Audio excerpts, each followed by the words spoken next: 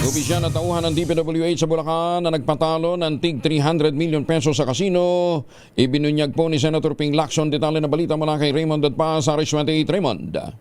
Tinawag ni Senador Panfilo Ping Lacson ang isang district engineer at tauhan nito sa DPWH Bulacan na big-time casino gamblers.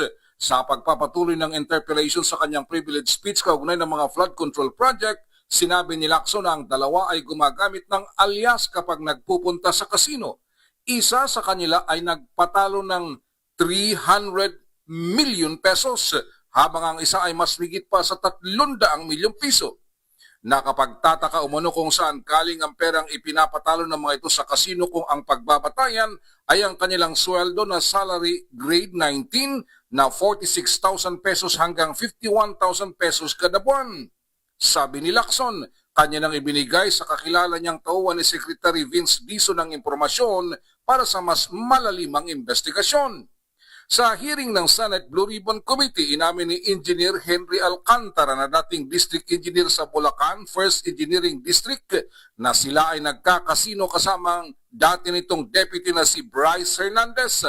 Ang Bulacan 1st Engineering District ang tinawag na notorious sa mga ghost flood control project.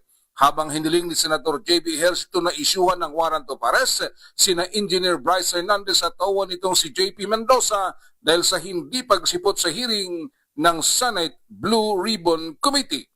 Narito si Senador Panfilo Ping Lacson.